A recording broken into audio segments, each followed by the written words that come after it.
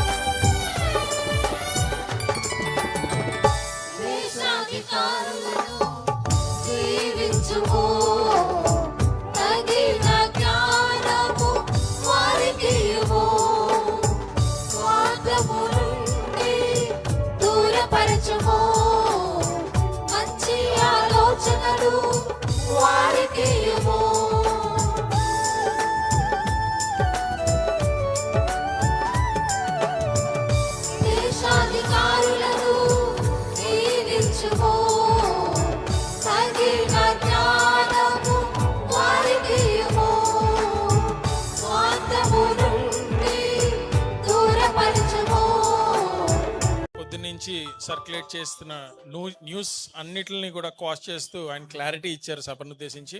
ఇప్పుడు సభను ఉద్దేశించి మన నాయకులు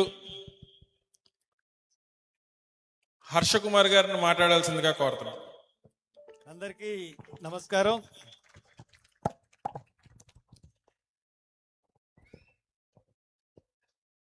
మిమ్మల్ని అందరినీ చూస్తూ ఉంటుంటే సంతోషంగా ఉంది.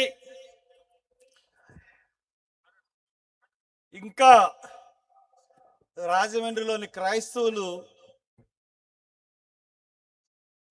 కనీసం ఒక 2% ఇక్కడికి వచ్చారేమో అని భావన కూడా కలుగుతూ ఉంది. ఎందుకంటే ఈ సభ నా గురించి పెట్టుకున్నది కాదు. ఈ సభ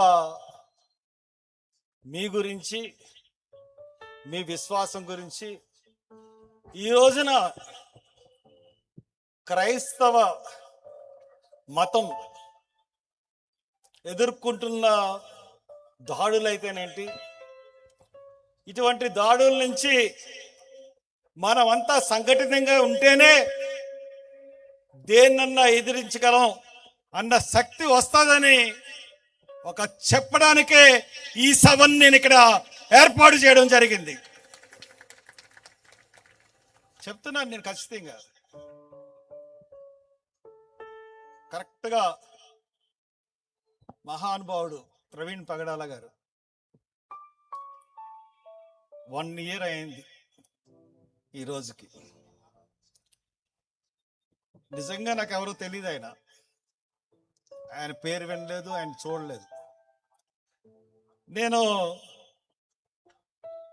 ప్రతిపాడు వెళ్ళి అక్కడి నుంచి వస్తా ఉంటుంటే ఆ పిఎం రాజు అని ఉన్నాడు, ఆ బాల్ హెడ్ వేసుకుని నించున్నాడు చూడండి. ఆ రోజు అతను నా వ్యాన్ దగ్గర కొట్టేసి అన్న అన్యాయం జరిగిపోయింది చెప్తే దిగాను. సిఏ గారు వాళ్ళు అంటే వాళ్ళకేదో ఫూట్ కాదే వీడియో రిలీజ్ మీరు చేసింది కావాలంటే అని చెప్పాను, వెళ్ళిపోయాను. తర్వాత ఈ ప్రవీణ్ పగడాల అంటే ఎవరు అని గూగుల్లో సెర్చ్ చేసి చూసినప్పుడు కొన్ని వీడియోలు అన్నీ కూడా నాకు కనబడినాయి. Something interest.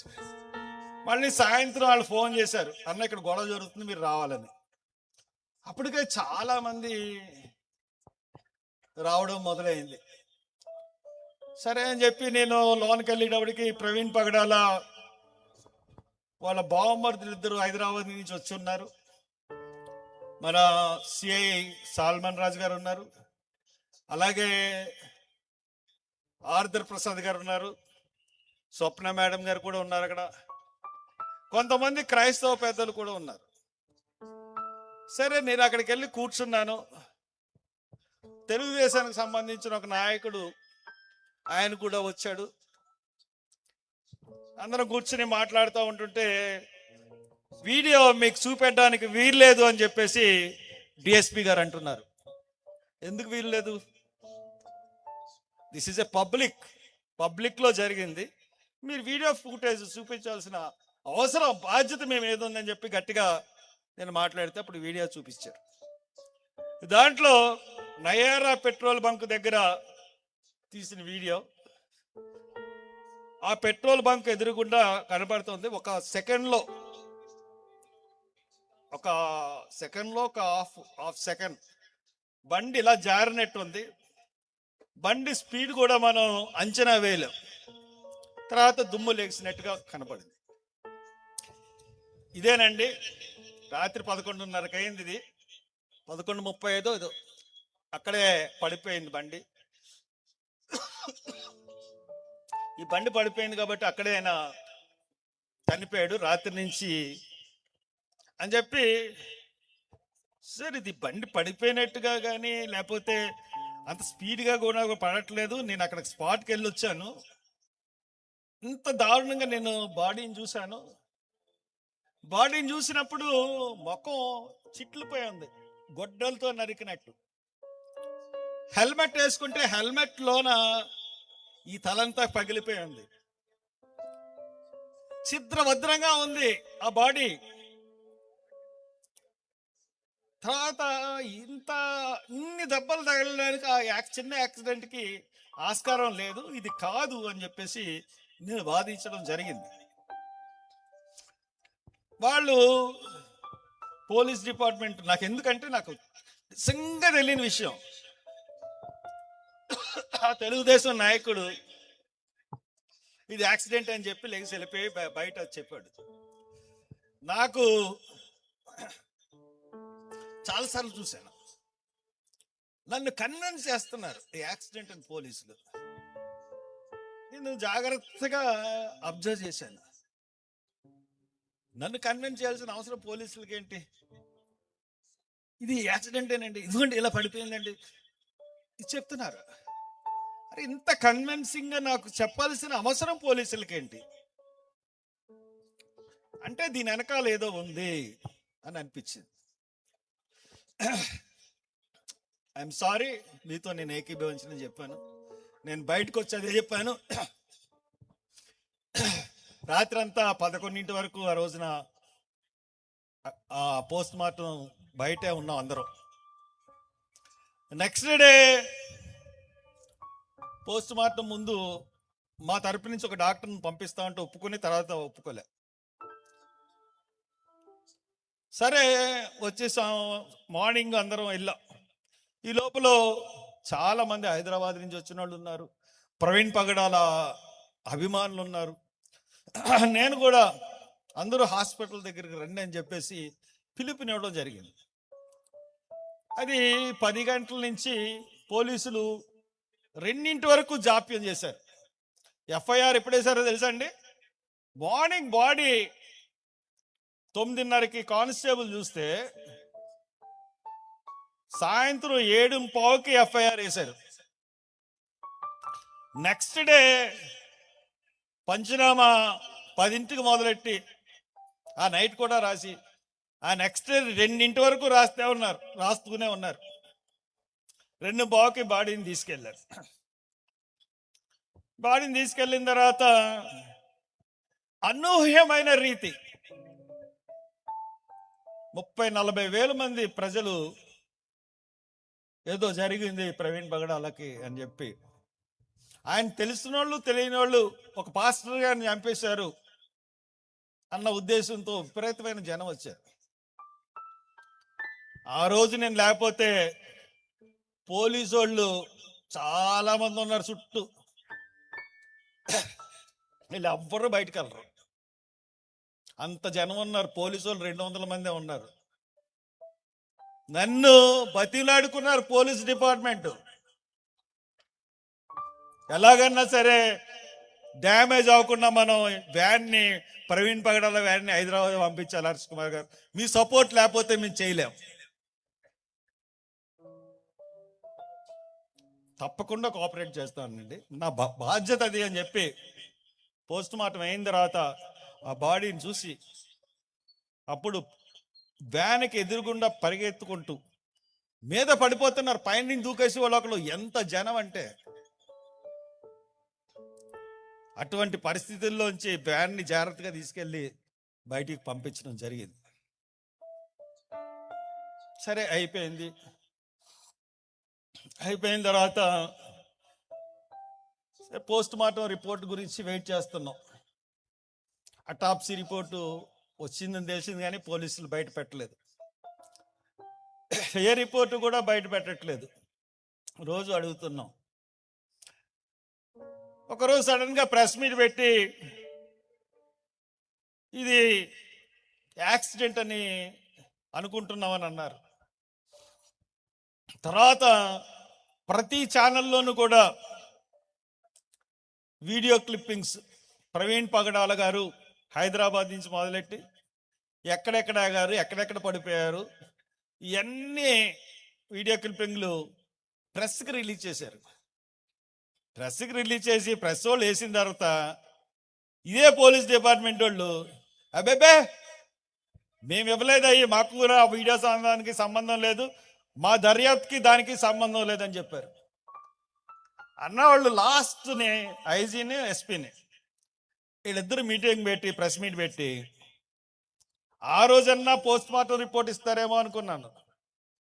ఆ వీడియోలే మళ్ళీ చూపించి, కాదన్న వీడియోలే మళ్ళీ వాళ్ళే చూపించి ఇలాగ వచ్చాడు, ఇలా చేశాడు, ఎన్నిసార్లు యాక్సిడెంట్ అయింది, చనిపోయాడని చెప్పారు. అన్న తర్వాత ఇలా చెప్పారేంటి అని చెప్పి, సరే వీళ్ళు చెప్పింది ఇలాగ ఉంది కదా అని చెప్పి నేను హైకోర్టుకి పిల్లి వేద్దామని చెప్పి అనుకున్నాను. నేను వెంటనే ఖండించాను. ఏది మాకు ఇవ్వాల్సిన పోస్ట్ మార్టం రిపోర్ట్ ఏది, అటాప్సీ రిపోర్ట్ ఏది, ఏమేమి అంటే దాసిస్తారు. ఎవరికి ఇవ్వలేదు పోలీస్ డిపార్ట్మెంట్. ఈ ఎక్కడున్నాయా అని ఎంక్వైరీ చేస్తే బొమ్మూరు ఎంఆర్ఓ ఆఫీస్లో ఉన్నాయని తెలిసింది. Rajanagaram MRO office, Bommuru MRO office. మెల్లిగా ఆఫీస్కి వెళ్ళి మేనేజ్ చేసి తెచ్చేశారు. పోలీసులు ఇచ్చినవి కాదు, నేను మేనేజ్ చేసేవాళ్ళని తెచ్చేశాను. వాళ్ళకు లెటర్ పెట్టాను, అబ్బే మాకు రాలేదండి అన్నారు. వాళ్ళే ఇచ్చేసారు. అబ్బే మీకు ఇవ్వలేదండి మేము అని కింద నుంచి ఇస్తారు చూడండి, అలాగే ఇచ్చేసారు. అంటే ప్రవీణ్ పగడాల గారు చనిపోయిన తీరు ఆ యొక్క ఉద్యోగులకు కూడా బాధ ఉంది. అది ఇవ్వడానికి గల కారణం. ఇచ్చిన తర్వాత చూశాను ఏముందంటే, అటాప్సీ రిపోర్ట్ అంటే చనిపోయిన వెంటనే ఇచ్చి రిపోర్ట్, అంటే చనిపోయిన తర్వాత ఫస్ట్ పోస్ట్ మార్టం రిపోర్ట్ ఇస్తారు. అంటే బాడీ కోసిన 1 గంటలో 2 గంటలు ఇచ్చి రిపోర్ట్. దాంట్లో ఏముందంటే ఎక్కడ ఆల్కహాలిక్ వాసన లేదు, ఆల్కహాలిక్ వడార్ లేదు, ఆయన తాగి లేడు అని రిపోర్ట్ చెప్తా ఉంటుంటే, ఫారెన్సిక్ రిపోర్ట్లో కొన్ని అవయాల్లో మిథైల్ ఆల్కహాల్ జాడ కనబడుతుంది. Forensic report. నేను పిల్లని ఏమి వేసానంటే ఏప్రిల్ నెలలో వేసాను. ఆ పిల్లలో నేను పెట్టింది ఏంటంటే, నాకు రీపోస్ట్ మార్టం కావాలి, దిస్ ఈజ్ ఒక నా హక్కు, నువ్వెవరు వేయడానికి అనడానికి ఎవరికీ అధికారం లేదు, నా హక్కు అది. నా హక్కుతో నేను వేశాను. ఏమని వేశాను, రీపోస్ట్ మార్టం చెయ్యాలి, తర్వాత ఒక సిట్టింగ్ జడ్జితో ఇన్వెస్టిగేషన్ చేయాలి. ఆయన కేఏ పాల్ గారిని మీకు తెలుసు కదా, ఆయన కూడా వేశాడు. ఆయన నాకన్నా ముందు వెళ్ళాడు కోర్టుకి. ఆ కోర్టులో ఆయన వాదన వెళ్ళిన తర్వాత ఇది చాలామంది వచ్చి ఇలాగ ఉన్నారని చెప్పి హైకోర్టు అభిప్రాయపడి ఆయనకి ఏం చెప్పిందంటే, ఈ కేసు మేము వాదన ఎలా అంటే 5 లక్షలు కట్టండి, డిపాజిట్ చేయండి అని చెప్పింది. ఆయన తర్వాత కట్టలేదు, ఆయన డ్రాప్ అయిపోయి విత్డ్రా చేసుకుని వెళ్ళిపోయాడు. నేను మిమ్మల్ని అందరినీ అడిగాను. మిమ్మల్ని అందరినీ అడిగితే సుమారు 28,900 మంది, కొంతమంది 10 రూపాయలు ఇచ్చిన వాళ్ళు ఉన్నారు, కొంతమంది 50 రూపాయలు ఇచ్చిన వాళ్ళు ఉన్నారు, కొంతమంది 100 రూపాయలు ఇచ్చిన వాళ్ళు ఉన్నారు, కొంతమంది 500 ఇచ్చిన వాళ్ళు ఉన్నారు, 5,000 ఇచ్చిన వాళ్ళు ఉన్నారు, 1000 రూపాయలు ఇచ్చిన వాళ్ళు ఉన్నారు. అలాగా ఒక 7 లక్షలు వచ్చిన తర్వాత 5 లక్షలు కట్టేసి నేను కోర్టుకి సబ్మిట్ చేశాను. అంటే ఇంచుమించుకు నెక్స్ట్ మంత్కి 1 ఇయర్ అవుతుంది. కోర్టు కేసు ఎలా ఉంది, కోర్టు పరిస్థితి ఏంటి, పోలీసులు ఏంటి, పోలీస్ డిపార్ట్మెంటు ఆ 1 ఇయర్ నుంచి ఇప్పటికీ ఈ రోజుకి నేను 6 సార్లు మీటింగ్కి పర్మిషన్ అడిగాను. హైకోర్టు కూడా ఇమ్మని చెప్పింది. రకరకాల కారణాలతో ఇక్కడ ఉన్న ఎస్పీ రేపు 29న ఒక పెద్ద ర్యాలీకి పర్మిషన్ ఇచ్చాడట ఆయన. మరి ఇక్కడేమో 500 కుర్చీల కన్నా ఎక్కువ వేయడానికి వీల్లేదు అని మనకు చెప్పారు. మరి ఆ ర్యాలీకి ఎలాగిచ్చారో నేను రైట్ ఇన్ఫర్మేషన్ ద్వారా ఆ కాగితం తీసుకుని మన జడ్జి గారికి ఇద్దాం అనుకుంటున్నాను. సార్, మా ఎస్పీ గారేమో మాకేమో 500 మంది అన్నారు, అక్కడేమో 10,000 బళ్ళకి పర్మిషన్ ఇస్తున్నారు, ఏంటిది ఈ వ్యత్యాసం ఏంటి, వివక్ష ఏంటి అని అడుగుదాం అనుకుంటున్నాను. నేను ఈ పోస్ట్ మార్టంకి అడిగాను కదా, అది దృష్టిలో పెట్టుకుని పోలీస్ డిపార్ట్మెంట్ ప్రభుత్వం కలిసి ఎంత దారుణంగా ఈ కేసు మీద డ్రామా ఆడుతున్నదంటే, ఇప్పటి వరకు 3-4 వాయిదాలు మాత్రమే పడినాయి. ఆలోచించండి. ఒక కేసు, ఒక మర్డర్ కేసు అని మనం భావించి, ఒక అతన్ని హత్య చేశారని భావించి హైకోర్టుకు మనం వెళ్తే హైకోర్టులో 4 వాయిదాలు మాత్రమే పడినాయి. 4-5 వాయిదాలు.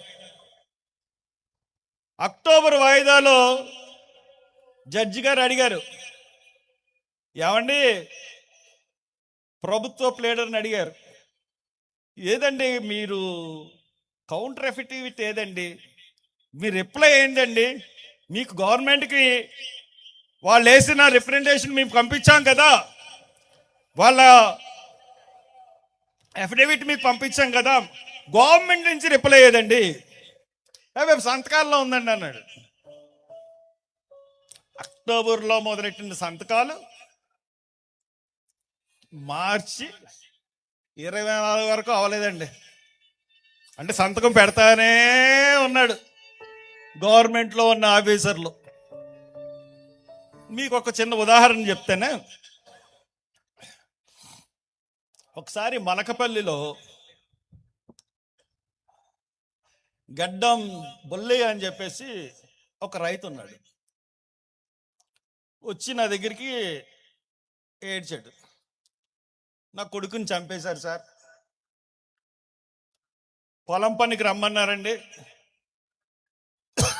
వెళ్ళాడండి, 4 రోజులు చేశాడండి పొలం పని, మానేశాడండి, మళ్ళీ 10వ రోజు నాళ్ళు వచ్చారండి, బలవంతంగా తీసుకెళ్లారండి నా కొడుకుని. సాయంత్రంకి ఆ చెరువు గట్టు మీద ఆళ్ళ పొలంలోనే చచ్చిపోయి పడున్నాడండి. ఒంటి మీద బట్టలు లేవండి, పురుగుల మందు డబ్బా పక్కన ఉందండి, ఒంటి మీద బట్టలన్నీ పురుగుల మందుగా చూపించేశారండి. వీళ్ళు దోషులు తేల్చట్లేదండి, ఏం లేదో డబ్బులు ఉన్నాయి పైకి పిసికేసిందని పోస్ట్ మార్టం రిపోర్ట్లో ఉందండి అని చెప్తే, నేను సరే అని చెప్పి అతన్ని హైకోర్టుకు పంపించి హైకోర్టులో రిట్ పిటిషన్ వేయించాను. కరెక్ట్గా 6 నెలల్లో రీపోస్ట్ మార్టం చేయించిన బాడీని,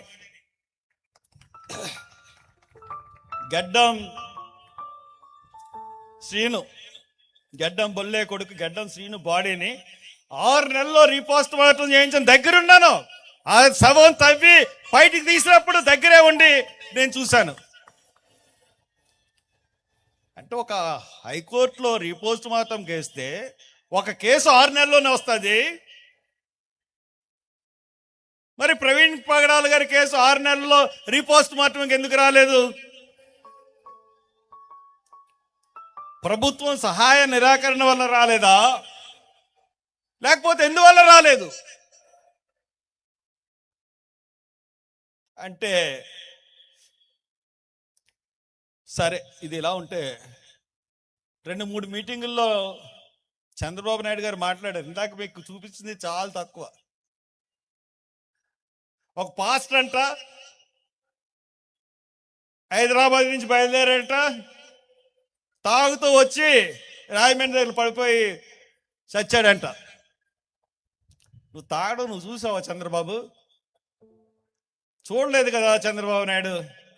ఒక ముఖ్యమంత్రివే చనిపోయిన మనిషి గురించి ఎంత జాగ్రత్తగా మాట్లాడాలో ముఖ్యమంత్రిగా నీకు తెలీదా?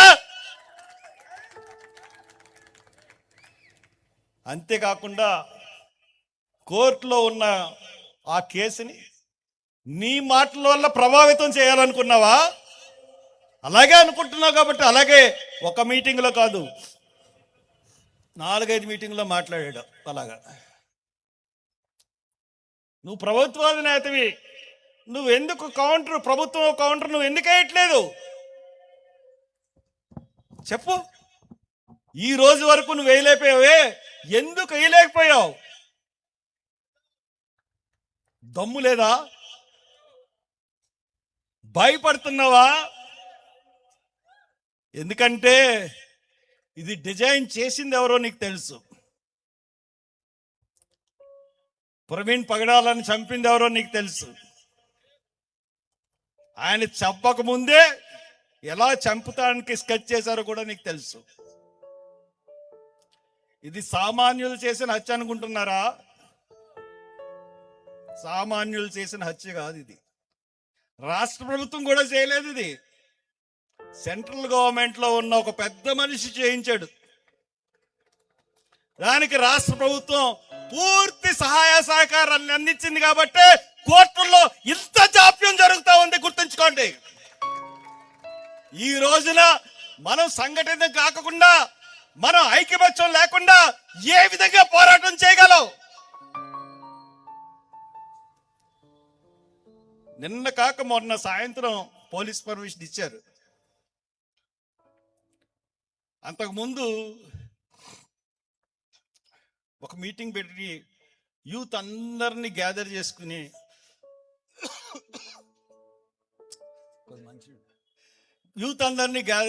నేను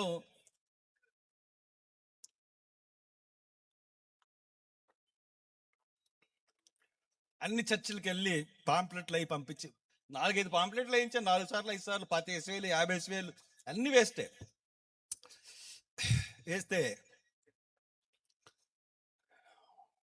ఆ మీటింగ్ వచ్చిన ప్రతి ఒక్కడి ఫోన్ నెంబర్, ప్రతి ఒక్కడి ఇంటి అడ్రస్, మా ఏఎం రాజా ఉన్నాడు కదా, ఈవేళ కనపడ్డ పిఎం రాజా. ఆ రోజున కార్ ఆఫ్ చేసాడు, అన్నా రా అన్నా పోరాటాను, కానీ మళ్ళీ ఈరోజే కనపడ్డాడు. ఏరా పిఎం రాజా అంటే, అన్నా ఏం చెప్పనన్నా, బతుకున్నానన్నా, పోలీసులు చంపేద్దరన్నా. ఇలాగా యూత్ కుర్రోళ్ళు అందరూ ముందుకు వచ్చిన వాళ్ళు, నేను ఫ్లెక్స్ వేసాను, అందరు ఫోటోలు పెట్టి రాజమండ్రిలో ఉన్న యూత్ లీడర్స్ అని చెప్పి ఫ్లెక్స్లు వేసి ప్రతి చర్చిలో పెడితే ఆ ఫ్లెక్స్ లో ఉన్న ప్రతి ఓడికి 50,000 బైండ్ ఓవర్ కేసులు. 1వ స్టేషన్ 2వ స్టేషన్ ప్రతి స్టేషన్లోనూ బైండ్ ఓవర్లు. ఎంఆర్ఓ కేసు ఎంఆర్ఓ ఆఫీస్లో బైండ్ ఓవర్లు. ఎంత హెరాస్ చేశారు. ఒక్క హర్ష్ కుమార్ని మీరు ఏమీ చేయలేరు. కాబట్టి మొత్తం వెనకాలన్న హర్ష్ కుమార్ వెనకాలన్న వీళ్ళందరినీ కూడా బెదిరిద్దామని చెప్పి బెదిరించారు. ప్రతి పోలీస్ స్టేషన్కి ప్రతి పోలీసు ఈ సిఐ ఎస్ఐ పని ఏంటంటే ప్రతి చర్చికి వెళ్ళడం, సాయంత్రం మీటింగులు పెట్టడం, సాయంత్రం మీటింగులు పెట్టి అక్కడ పాస్టర్ని పెద్దల్ని పిలిచి, మీ వాళ్ళు ఎవరన్నా మీటింగ్లకు వెళ్ళారంటే హర్ష్ కుమార్ గారి మీటింగ్కి మీకు రౌడీ షీట్ పెట్టిస్తాం. పోలీస్ డిపార్ట్మెంట్ ఎస్పీ గారు ఇది కాదని చెప్పగలరా? ఖండించగలరా? ఛాలెంజ్ చేస్తున్నాను. మీరు చేసిన దుర్మార్గాలు, అకృత్యాలు ఎంత దారుణంగా క్రైస్తవ జాతిని మీరు ఇబ్బందులు పెట్టారో నాకు తెలుసు. ఎందుకంత ఇది అంత ఇబ్బందులు పెట్టాల్సిన అగత్యం ఏమొచ్చింది మీకు? ఇంకా ప్రవీణ్ పగడాల చనిపోయిన రోజున పోస్ట్ మార్టం ఉన్న దగ్గర రాజమండ్రిలోని క్రైస్తవ నాయకులు టాప్ బ్రాస్ ప్రతాప్ సిన్హా కాడి నుంచి ఇక టాప్ జాన్ వెస్లీ కాడి నుంచి జాన్ వెస్లీ 1, జాన్ వెస్లీ 2, ఇంకెక్కడి నుంచి ఇంక తర్వాత ప్రశాంత్ కుమార్ వాళ్ళ కొడుకు వాళ్ళ ప్రతి ఒక్కరు అక్కడే ఉన్నారు. ఈరోజు ఎక్కడ కనబడుతున్నారా? ఎక్కడా కనబడట్లేదు. ఈ కార్పొరేట్ పాస్టర్లు ఎక్కడా కనబడట్లేదు. వాళ్ళకి మళ్ళీ మన దగ్గర నుంచి 10వ వంతు కావాలి. 10వ వంతు కలెక్ట్ చేయడానికి ఫోన్ పేలు, స్కానర్లు పెట్టేస్తారు. మీరు 10వ వంతు ఇవ్వకపోతే, మీ జీవితం ఆదాయంలో 10వ వంతు ఇవ్వకపోతే మీరు శపింపబడతారు. మీరు ఖచ్చితంగా ముందు 10వ వంతు చెల్లించిన తర్వాతనే మీ ఇంట్లో తక్కిన విషయాలకు మీరు ఖర్చు పెట్టుకోండి. ఇలా చేసి ప్రార్థనలు. హైదరాబాద్లో ఒకడు ఉన్నాడు సతీష్ కుమార్ అని. ఆయన అయితే ఎక్క వీడియో పెద్ద పెద్ద చర్చిలు కట్టించి హైదరాబాద్ నుంచి మాట్లాడతాడు. ఇక్కడ గొర్రెలు నిజంగా గొర్రెలే వెళ్ళిపోయి వాళ్ళకి సందాలు ఇచ్చి అతను నూనె అమ్ముతాడు. ప్రతిదీ వ్యాపారమే. దేవుణ్ణి వ్యాపారం కింద చేసేస్తే దేవుడు ఆగ్రహించి ఏమయ్యాడు? కొరడా పట్టుకున్నాడు యేసుక్రీస్తు. నా దేవాలయాన్ని మీరు అపవిత్రం చేస్తారా అని కొరడాతో అక్కడ వ్యాపారం చేసిన వాళ్ళందరినీ కూడా జెరూసలేంలో దేవాలయం చుట్టూ ఉన్న వాళ్ళందరినీ పాల్గొన్నాడు. కొరడా పెట్టిన క్రైస్తు. ఈ కార్పొరేట్ వ్యవస్థలు ఎవరన్నా ఒక్క న్యాయపైసి ఒక్కది కానీ సహాయం చేశారనుకున్నారా? ఇక్కడ వేసిన స్టేజ్ కాడి నుంచి, అక్కడ వేసిన స్టేజ్ కాడి నుంచి బ్యానర్స్, కుర్చీలు, ప్రతిదీ కూడా నా సొంత డబ్బులు. ఒక్కళ్ళు కూడా ఒక్క న్యాయపైస ఇవ్వలేదు నాకు. ఎందుకంటే కొంతమంది బయలుదేరుతారు, ఆ మీటింగ్ నేనే చేశాను అందుకు చెప్తున్నాను. లేకపోతే నేను ఖర్చు పెట్టాను గొప్పగా చెప్పడం కాదు. కొంతమంది చెప్పుకుంటారని ఉద్దేశంతో చెప్తున్నాను. ప్రతి పైసా కూడా నేను ఖర్చు పెట్టింది. వి శాంసన్ బాబు అని విజయవాడ నుంచి మొన్న వెళ్తూ అన్న ఈ 5,000 ఉంచని చెప్పి ఒక 5,000 నాకు ఇచ్చాడు. వద్దు శాంసన్ అంటే, అన్న నేను బాధపడుతున్నానంటే 5,000 తీసుకున్నాను అంతే. ఈ కార్పొరేట్ పాస్టర్లు ఒక్కడు ప్రవీణ్ పగడాల గురించి వచ్చారా? దుర్మార్గులు వీళ్ళ గురించి యేసుప్రభు గారు చెప్పారు మనకి. సరే, ఇంక వాళ్ళ గురించి మనకు అనవసరంగానే, వాళ్ళ కర్మ వాళ్ళే పోతారు. రేపొద్దున్న వాళ్ళని ఇంకా వద్దు. కానీ ఇంకా పోతే ఇందాక ఒక సబ్జెక్ట్ చెప్పాడు మన డాక్టర్ బాలా. 1950 presidential rule. ఏమండి,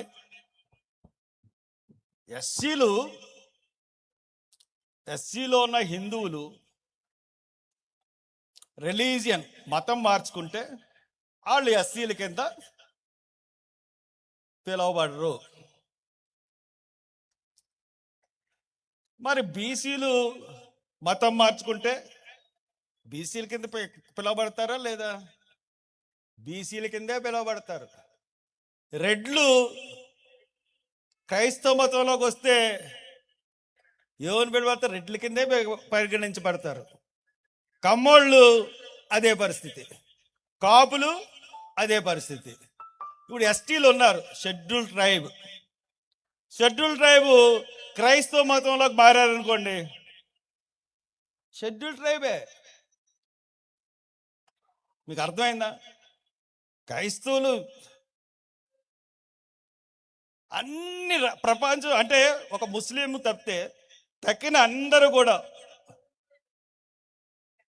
ఎస్సీలో ఉన్న హిందువులు అన్ని మతాలు అంటే జైన బుద్ధ మతంలోకి, పంజాబీ మతంలోకి, సిక్కు మతంలోకి మారితే మట్టుకు ఎస్సీల కింద ఉంటారు. కానీ ఈ హిందూ సమాజం క్రిస్టియన్గా మారితే మట్టుకు వీళ్ళ హక్కులు కోల్పోతారు. ఇది ఎలాగండి? తక్కిన వాళ్ళందరూ మారితేనే వాళ్ళు అలాగే ఉంటారంట. మనం దళితులు ఒక్కలే మాట్లాడితే వీళ్ళకి ఎలాగా మారిపోద్ది? కులం ఎలా మారిపోద్ది? ఈ భారతదేశంలో కులం అన్న చీడపురుగు ఉంది. ఆ చీడపురుగుని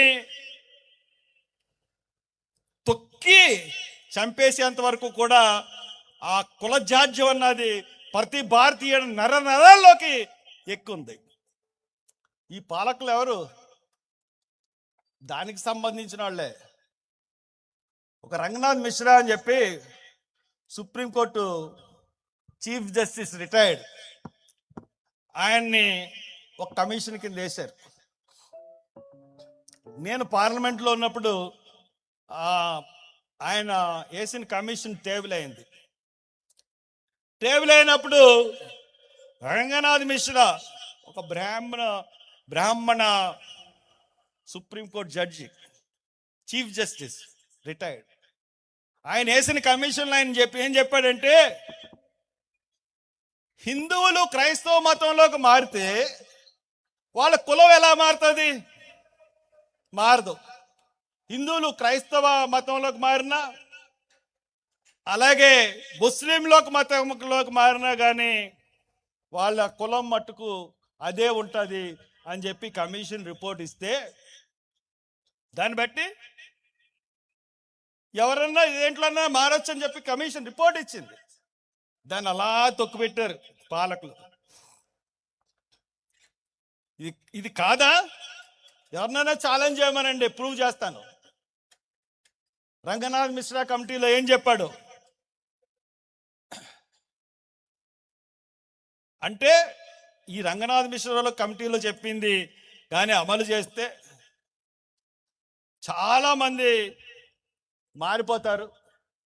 అంటే వాళ్ళ దృష్టిలో ఏంటంటే, దళితులు అంటే చెప్పు కింద తొక్కేసి ఉంచబడే వాళ్ళు. వీళ్ళకి మత స్వేచ్ఛ ఇవ్వడం అన్నది ఇవ్వకూడదు. దళితులకి మత స్వేచ్ఛ లేదు ఈ దేశంలో. ఒక పార్లమెంటు 10 years చేసిన మెంబర్గా చెప్తా ఉన్నాను, దళితులకి ఈ భారతదేశంలో మత స్వేచ్ఛ లేదు. 2 సార్లు నేను దీని గురించి పార్లమెంట్లో మాట్లాడాను. నేను మత స్వేచ్ఛ ఉందని మీరు అనుకుంటున్నారా? ప్రతి ఓడు చర్చికి వెళ్తారు, సర్టిఫికేటు ఎస్సీ హిందూ అని ఉంటుంది. అలా బయట పెట్టి పబ్బం గడుపుకుంటా ఉన్నారు. లేకపోతే ఎందుకు ప్రవీణ్ పగడాల దేని మీద పోరాటం చేశాడు? కన్వర్షన్స్ ఆఫ్, అంటే ఈ మధ్య ఈ బీజేపీ వచ్చిన తర్వాత ఆర్ఎస్ఎస్ ప్రభావం ఎక్కువేయి ప్రతి రాష్ట్రంలోనూ కూడా మత మార్పిడి నిరోధక బిల్లు, అంటే మతం మార్చుకుండానే నిరోధిస్తుంది, ఎవడు ఇంకో మతంలోకి వెళ్ళడానికి వీల్లేదు. మత మార్పిడి నిరోధక బిల్లుని ప్రతి బీజేపీ యొక్క పాలించే రాష్ట్రాల్లో ప్రవేశపెడితే, ఆ బిల్లు మీద ఎవరో ఒక ఆయన పిల్లేస్తే దాంట్లోకి ప్రవీణ్ పగడాల ఇంప్లీడ్ అయ్యాడు. ప్రతి వాళ్ళు కూడా క్రైస్తవ బిషప్లు వేశారు, కేరళ బిషప్లు వేశారు, పెద్ద పెద్ద వాళ్ళందరూ వేశారు ఈ బిల్లు మీద. కానీ లాయర్స్ ఎవరు? సుప్రీంకోర్టులో బిషప్పుల తరపున, వీళ్ళందరి తరపున వాదించే వాళ్ళు ఎవరు? ఎవరో తెలుసా? కపిల్ సిబాల్, నానా పాల్కివాలా, లేకపోతే లూథర్, ఈ పెద్ద పెద్దోళ్ళు. అంటే గంటకి 50 లక్షలు తీసుకునే లాయర్లు పెట్టుకున్నారు ఒకళ్ళు బిషప్లను. వాళ్ళు డబ్బు కదా, పైనుండి సాయం పెట్టారు. సరే, వాళ్ళు సేవలకు పెట్టారు. అంటే వాళ్ళు ఏం మాట్లాడతారు, ఏం వాదిస్తారు అన్నది ప్రభుత్వానికి ఒక్క నిమిషం పని తెలుసుకోవడం. తెలుసు వాళ్ళందరికీ, వాళ్ళు ఏం మాట్లాడబోతున్నారు, ఏం వాదించబోతున్నారు, ఎలా మాట్లాడబోతున్నారు అన్నది ప్రభుత్వానికి తెలుసు. కానీ ప్రవీణ్ పగడాల ఇంప్లీడ్ అయ్యాడు ఆ కేసులో. చూస్తే అపర మేధావిలాగా ఉన్నాడు. ఇతను ఏం వాదిస్తాడు ఎవరికి తెలియదు. ఇతను ఏం వాదిస్తాడో ఎవరికి తెలీదు. కాబట్టి ఈ వాదించి తెలుసుకోవాలి, ఇతని పాయింట్లు ఏంటో తెలుసుకోవాలి అన్నది ఒక కోణం. అందుకనే ఐప్యాడ్ను ల్యాప్టాప్ పట్టుకెళ్ళిపోయారు, ఈయనేం ప్రిపేర్ చేసుకున్నాడో అని. లేదంటే ఇంకా ఏమన్నా ప్రభుత్వ రహస్యాలు, ఇంకా మనకెవరికి తెలియని విషయాలు ఇంకా ఉన్నాయన్న ఒక భయం ప్రవీణ్ పగడాలు చనిపోవడానికి. అందుగురించే ఆ యొక్క విషయాలన్నీ. కానీ ఆ కోర్టు, సుప్రీంకోర్టు కొట్టేసింది ఆ కేసుని. మత మార్పిడులు చట్టవిరుద్ధం. ఎవరైనా సరే రాజ్యాంగ ప్రకారం ఎవరన్నా ఈ భారతదేశ పౌరుడు ఏ మతంలో కల్లే స్వేచ్ఛ వాళ్ళకుంటుందని చెప్పి భారతదేశ అత్యున్నత న్యాయస్థానం సుప్రీంకోర్టు చెప్పిన తర్వాత మొన్న మళ్ళీ ఛత్తీస్గఢ్లో మత మార్పిడి నిరోధక బిల్లు చట్టం అసెంబ్లీలో ప్రవేశపెట్టారు. వాళ్ళు వినరు. ఎందుకంటే ప్రజల మద్దతుతో, ప్రజల బలంతో, ప్రజల యొక్క ఈ నాయకత్వం కావాలని చెప్పి ఢిల్లీ గద్దె మీద కూర్చున్న పార్టీ బీజేపీ కాదు, దొంగ ఓట్లతో వచ్చిన పార్టీ బీజేపీ. ఆర్ఎస్ఎస్ కుత్సితప రాజకీయ నీడలో పుట్టిన మతతత్వ పార్టీ బీజేపీ పార్టీ. అరే, ఆంధ్రప్రదేశ్లో పోలింగ్ ముగిసినప్పటి నుంచి రాత్రి 12 వరకు ఎంత శాతం పోలింగ్ తెలుసండి? 30,000 ప్రతి బూత్లో 3,000 బూతులు పోలేని అంట. 5ంటికి క్లోజ్ చేశారు. ఇన్ని ఓట్లు పోలేని అని చెప్పారు. లెక్కెట్టేటోడికి ఉన్న ఓట్ల కన్నా ఎక్కువ లెక్కెట్టారు. అంటే ఇది ఒక్క రాష్ట్రంలో కాదు, అన్ని రాష్ట్రాల్లోనూ ఇదే తంతు. మహారాష్ట్రలో ఇదే తంతు, హర్యానాలో ఇదే తంతు. నిజంగా వీళ్ళు ఈవీఎంఎల్ని ఏమార్చి అధికారంలోకి వస్తున్నారు తప్పితే నిజంగా వీళ్ళు అధికారంలోకి రాలేని పరిస్థితి ఇది. నిజంగా నిష్పక్షపాతంగా బ్యాలెక్టేషన్ జరిగితే ఈ పార్టీ కూకటి వేళ్లతో పేలిపోద్ది. మొన్న ఎస్సీ వాళ్ళకి ఎస్సీ కార్పొరేషన్ నిధులు, అరే పాపం వీళ్ళు కోవిడ్ సమయాల్లో వీళ్ళకి వ్యాపారాలు జరగలేదు కాబట్టి ఈ ఏప్రిల్ లోపల మీరు తీసుకున్న డబ్బులు కట్టేయండి అబ్బాయి, మీరు రుణం మాఫీ చేసేసామని చెప్పారు. అనేటాడికి మనోళ్ళందరూ ఒక అమ్మ మనకి రుణం మాఫీ చేశారు, వడ్డీ మాఫీ చేశారు, అసలు కట్టాలని చెప్పి ఆడి దగ్గర కప్పు వీడి దగ్గర కప్పు తిరుగుతూ ఉన్నారు. అదే రోజున కేంద్ర ప్రభుత్వం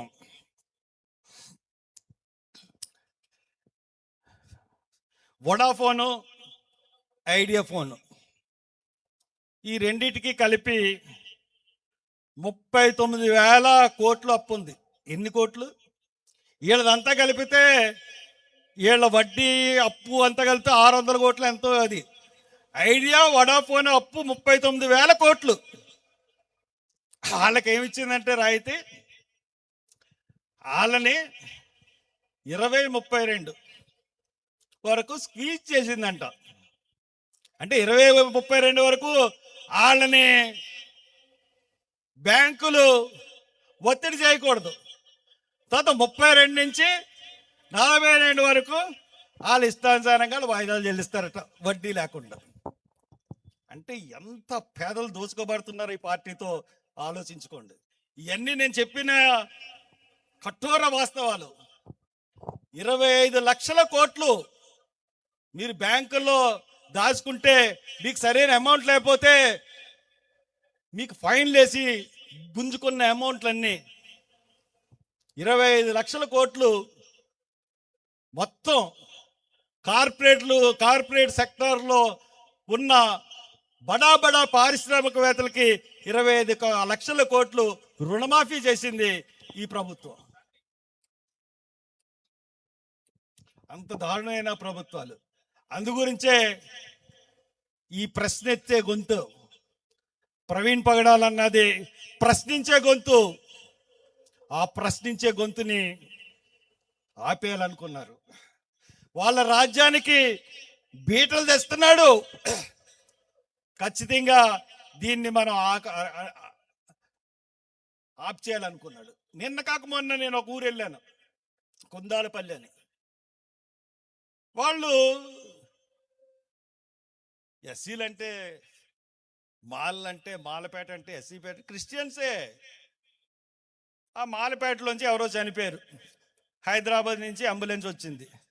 ఇంటికి తీసుకెళ్తుంటే అబ్బాయి రోడ్డు మీద వెళ్ళడానికి వీల్లేదు మీరు అన్నారు. ఏం చేస్తారు? అలా తిరిగి వెళ్ళి ఇంటికి తీసుకెళ్ళారు. బాక్స్ చేయించారు. ఈ కఫే అంటే ఏమంటారు, సావుపేటకి చేయించారు, క్రిస్టియన్ సావుపేటగా. దాంట్లో ఎత్తుకుని మోసుకుని వెళ్తా ఉన్నారు. మళ్ళీ రోడ్డు మీద ఆఫ్ చేసి మరి మా వీధిలోకి రావడానికి వెళ్ళలేదు మీ సావుపేటగా. అంటే ఎక్కడుందాం మనం? ఇంకా అనాగరికమైన పరిస్థితుల్లోనే ఉన్నామా? సమాన న్యాయం, సమాన హక్కులు లేవా? మీరు సంపాదించుకుంటూ ఏసీ గదుల్లో కూర్చుని మీరు ఒక్క రూపాయి కూడా వెదల్చకుండా మీ సంపద సృష్టించుకుంటూ వెళుతున్న కార్పొరేట్ పాస్టర్లు అందరికీ నేను చెప్తా ఉన్నాను, మీరు సంఘంలోకి రండి. సంఘంలో కావాల్సిన వాడికి సహాయం అందించండి. మీరు పెద్ద కార్లు కొనుక్కుని పెద్దగా వెళ్ళడం కాదు. మీరు ఖర్చు పెట్టిన ప్రతి పైసా కూడా చందా రూపంలో వసూలు చేసిందే మీరు. లేదంటే హైదరాబాద్ నుంచి పైనుండి సహాయం మీకు రావాలి. అరే ఒక్కడు రాలేదు, ఎఫ్సిఆర్ఐ ఉన్నోళ్ళు ఒక్కడు కనపడలేదు ఈ మీటింగ్లో. అంత పేద క్రైస్తవులు ఇక్కడికి వచ్చిన వాళ్ళు అందరూ కూడా ఒక మధ్యతరగతి, ఒక పేద క్రైస్తవులు, దళితులు. అందుకనే జాన్ బెన్నీ ఇందాక చాలా గట్టిగా తిట్టాడు. కాబట్టి సమాజం మనం మారాలంటే మార్పు అన్నది మన దగ్గర నుంచి రావాలి. మన దగ్గర నుంచి రావాలంటే మీరు ఖచ్చితంగా ప్రశ్నించే గొంతుకు అవ్వండి. లేదంటే ప్రశ్నించే గొంతుకి సపోర్టింగ్ గా నిలబడండి. మీరు సపోర్టింగ్ గా నిలబడ్డారంటే ఈ ప్రశ్నించే గొంతుగా రేపు ఉదయాన మీ అందరి తరపున పోట్లాడే గొంతుకు అవుతుందని తెలియజేస్తూ నాకు అవకాశం ఇచ్చిన మీ అందరికీ కృతజ్ఞతలు తెలుపుకుంటూ సెలవు తీసుకుంటున్నాను.